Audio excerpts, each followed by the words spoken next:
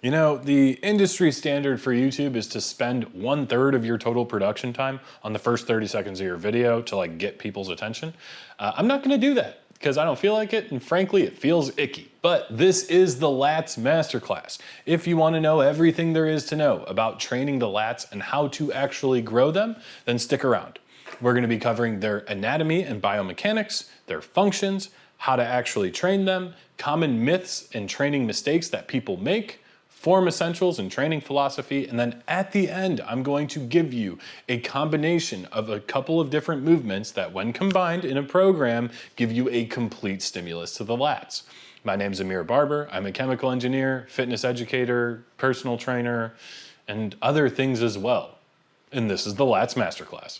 So we're gonna jump right into the anatomy because this sets the stage for the rest of the conversation that we're gonna have. If you want to intelligently train a muscle, you need to understand its anatomy, okay? And general muscle anatomy, all right, just a quick crash course, is that muscles attach on one bone and they attach on another bone. And when they contract, they slide over one another, they create bone-to-bone pull. So they pull one end closer to the other, origin to insertion. Now that we have that out of the way, the lats have a lot of origins. It's a big fan-shaped muscle. It attaches all along your spine, along your hip, and some of the lower ribs, maybe the lower 3 or 4 ribs, and for some people, it actually attaches directly to the scapula, in about 1/3 of people. But anyways, a lot of origins, right? But they all converge to one insertion on the humerus, on the upper arm bone. So when the muscle contracts, it pulls your upper arm towards those origins. Insertion to origin. It's important to note that there are differences in anatomy between individuals, especially in the lats. And this is going to have a large impact on how they actually look when you grow them. Does it have a significant impact on how we train them? I don't think so, but it's good for managing expectations and it's just good to know. Okay, a quick side note before we jump into this conversation is the way that muscles and tendons and bones are all interacting.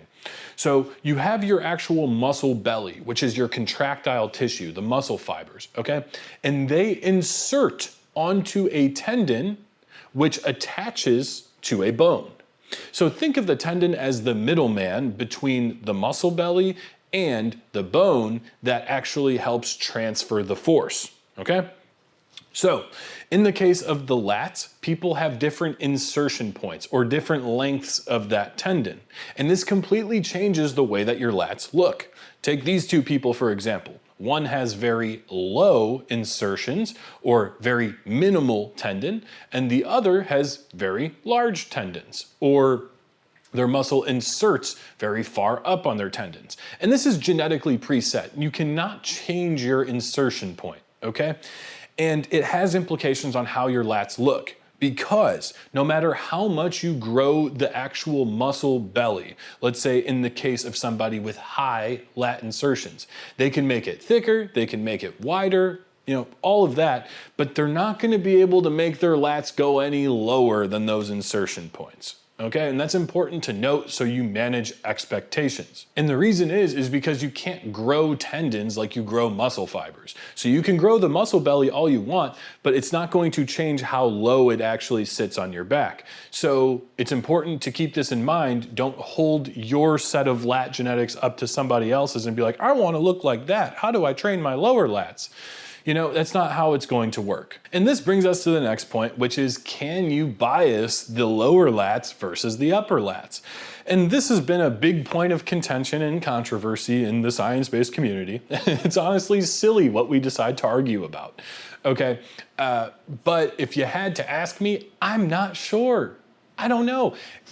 My hunch is that there's no meaningful difference in biasing the upper versus lower lats. That's my hunch, based on the data that we have available to us, which is very limited in nature. We don't have any data showing a difference in upper versus lower lat growth because the studies quite simply have not been done on it.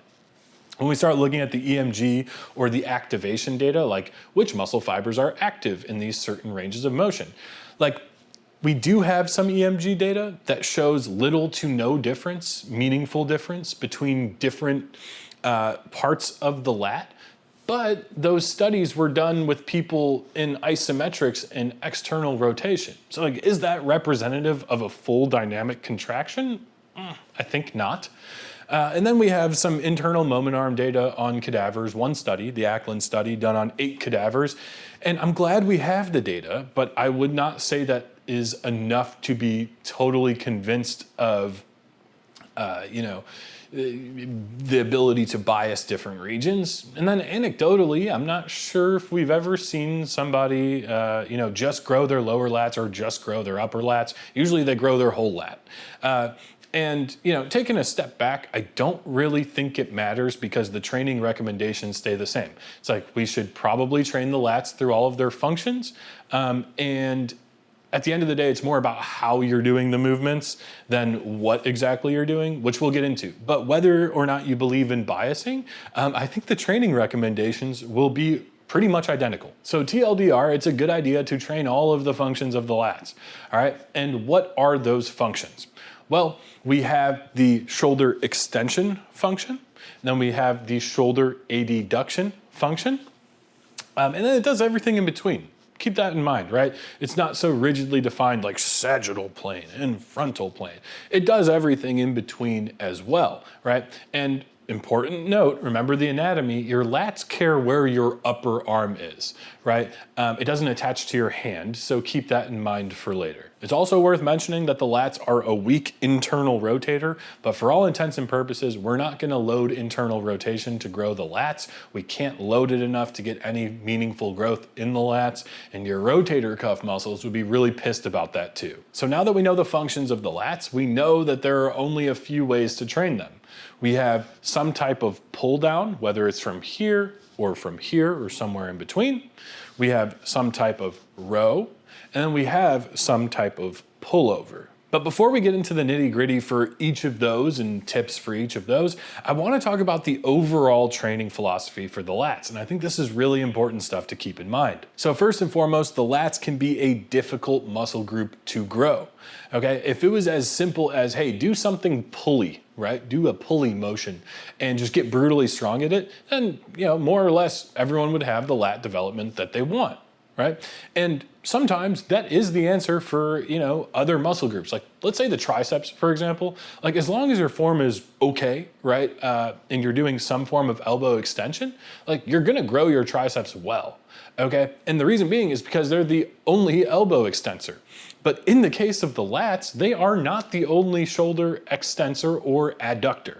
All right, so if we're talking about extension real quick, you have your rear delts, and they're also involved in adduction. You have your rear delts, you have your teres, you have your biceps, you have your traps. Like all of these different muscle groups can contribute pretty significantly to the movement, which is why form is so important. And I'm more of a stickler for form on lat biased movements relative to many other movements. So for example, if somebody has really dominant rear delts and biceps and traps, if we just put a heavy load on a bar and we're like, pull that thing, they likely won't use a lot of lats. So again, form is gonna be important here. And this is what makes the body part pretty hard to grow.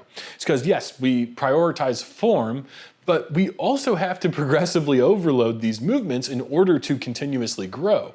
And these are somewhat competing interests, perfect form and prioritizing progressive overload. And I like thinking about it like a sliding scale. Like if you were to, like the more you focus on progressive overload, right, and you're just like chase numbers, the less you're focusing on form, and vice versa. The more that you're like every rep has to be absolutely perfect, the less you're focusing on progressive overload.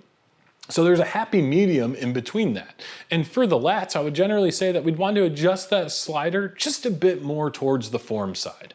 Because as you continue to load movement patterns, things are going to get sloppier. They just are, as you are trying to continuously beat your PRs. So you need to constantly monitor and assess, be like, was that a clean set? Is that my new baseline? Or did I, use a bunch of my erectors? by the way, I forgot to mention that if you swing your back, you're using your spinal erectors. Okay, but like, am I using my erectors to do this movement? Or did I like, was I like starting to curl in with the weight?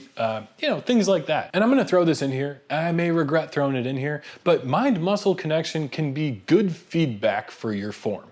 Okay, and many people get the heebie-jeebies when you start talking about mind-muscle connection, especially the science-based community, for good reason. I think it was vastly overemphasized in the past. Like, you shouldn't just be like, oh, squeezy, mind-muscle connection, because it's not a stimulus for growth, okay? That being said, it is a useful feedback mechanism to make sure that the muscle's contracting, right? So if you can feel your lat, particularly in rowing motions where we're getting to that fully shortened position, which there is more sensation involved with that, that's useful feedback that like, I'm using my lats here. It's far from being everything, but it's also not nothing. So just be conscientious of your form as you are progressively overloading and you'll be good. Now, the last bit of training philosophy that is the most practical, but perhaps the most important, is use your dang weightlifting straps. So what weightlifting straps are gonna do is they are going to remove the limitations of your forearms or your grip strength from the equation.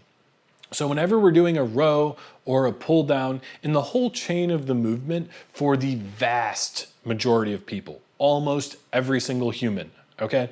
The main limiter is going to be your grip strength. The weakest chain in the link is gonna be your grip strength.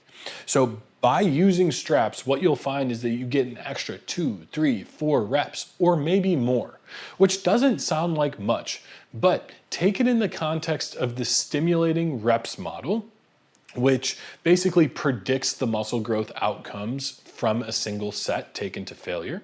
It states that the last 5-ish reps are the ones that are responsible for stimulating growth in a set taken to failure. So let's say if without using straps, you were able to get 8 reps and you fail because of your forearms, but then you add straps and you get 12 reps now, you just added 4 stimulating reps. So maybe before you only got 1 or 2 stimulating reps, and now you got 5 or 6. You quite literally just 2 or 3x'd the growth stimulus just from using straps. So please use them. So now that we've covered those more global principles about the lats, let's start talking about movement specific advice. And we're gonna start off by talking about rows. Number 1, let all of the motion come from the shoulder joint.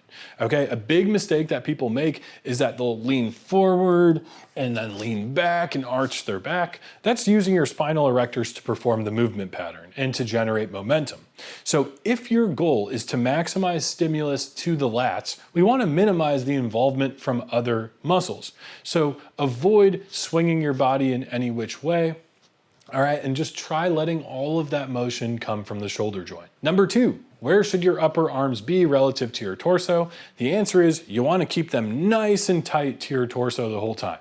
The more that you abduct your shoulder, the less lats it's going to be. Number 3, don't allow your shoulders to shrug up and perform the row up here.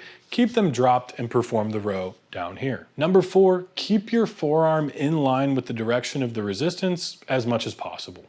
Okay. So if we're doing a D-handle cable row, right, we don't want to start doing this whole number in which we're curling up and using our biceps to curl up the weight.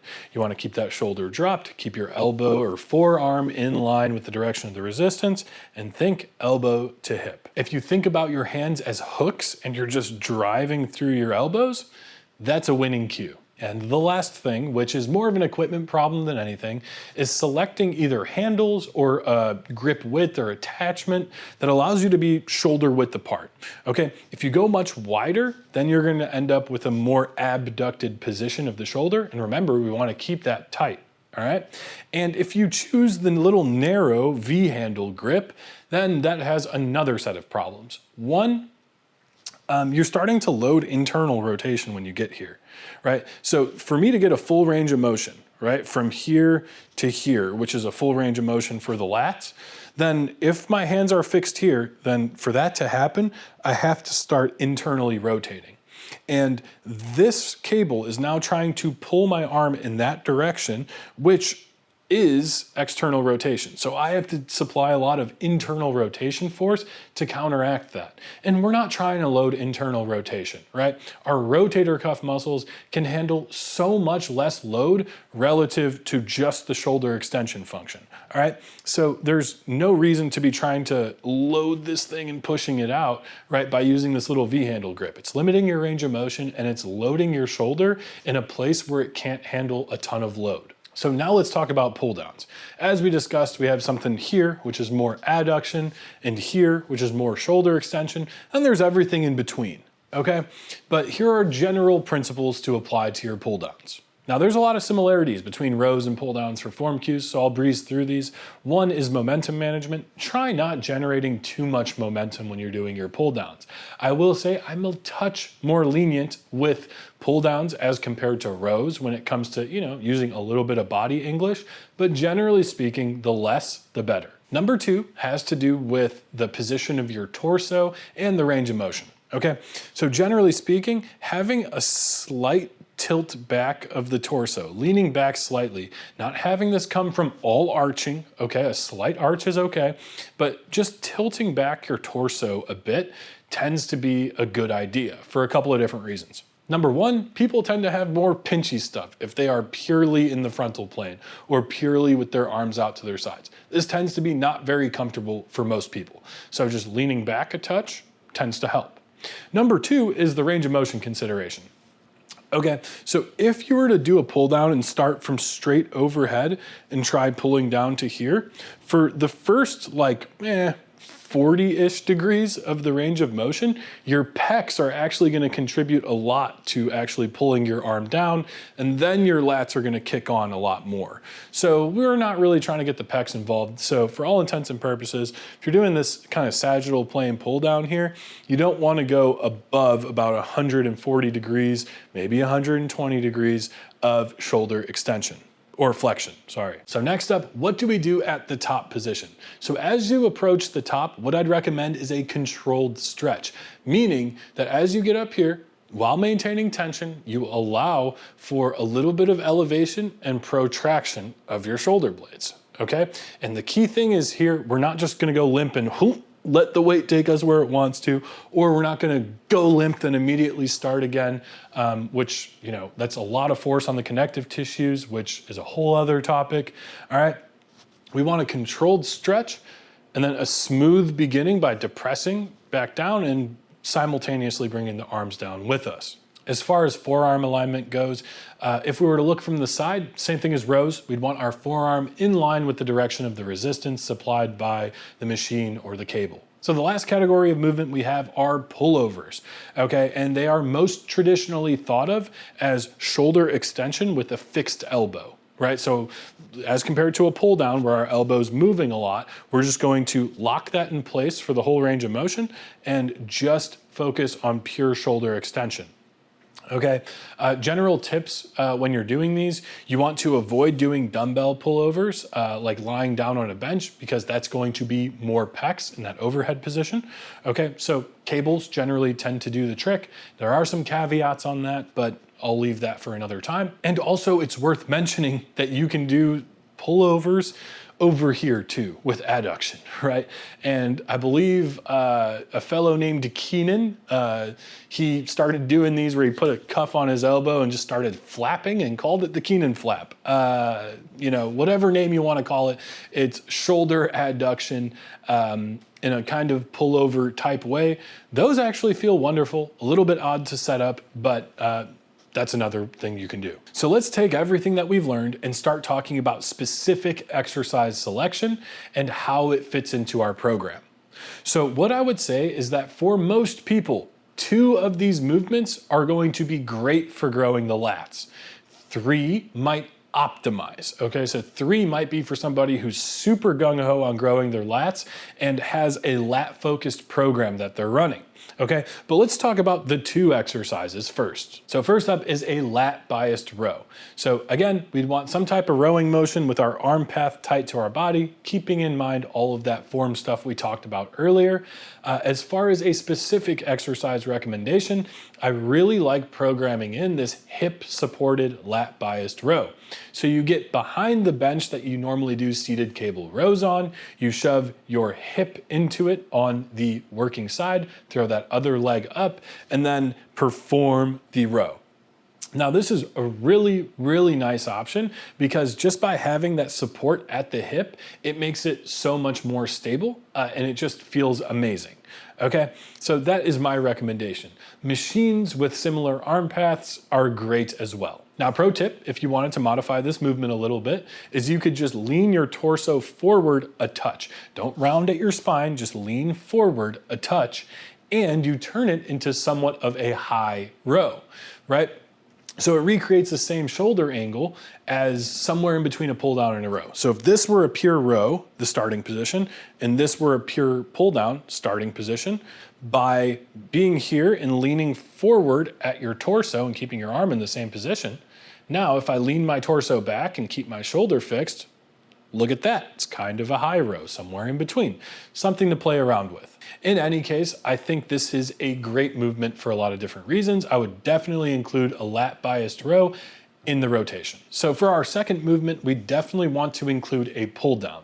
Now, I would err on the side of a medium wide grip pull down. And the reason I say medium wide grip, some people might just call my medium wide, but you don't want to go too wide, because let's say I grab the widest bar I can find and I go all the way out. Look how little range of motion I can get at my upper arm. I can't really go lower than this, right? And I definitely can't go higher than this. So as far as the range of my motion at the upper arm, I didn't go through many degrees range of motion. Meanwhile, if I bumped my grip in just a little bit and had a medium wide grip, now all of a sudden I can get so much more range of motion at the shoulder joint. Okay, so that's why I generally say a medium wide grip pull down. And the reason that we're doing something that is more adduction is because we're training extension through that row. So to train all the functions of the lats, we'd probably want to do something more adduction based.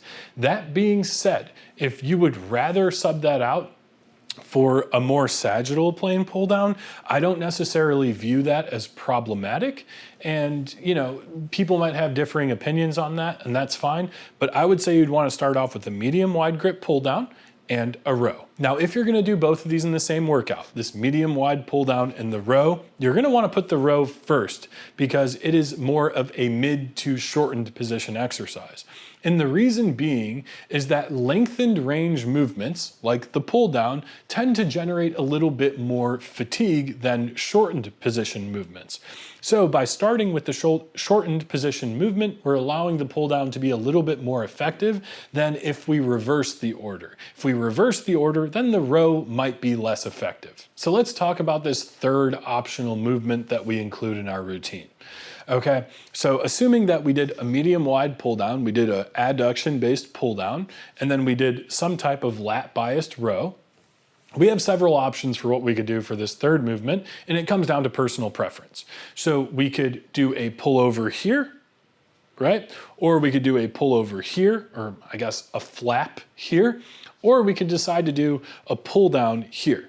Now, generally, I would recommend that you do some type of pullover variation, and this is my favorite one, this bench-supported cable pullover. So for this specific movement, yes, the setup is a bit much, but I honestly think it's worth it as compared to doing it normal standing. Now, if you'd prefer to do that, have at it, but I'm gonna talk about this one because I really, really do like it, okay? So first is the bench. Makes things so much more stable, allows you to just fully focus on shoulder extension, and it allows us to do one more thing, which is fully lengthen the lat, okay?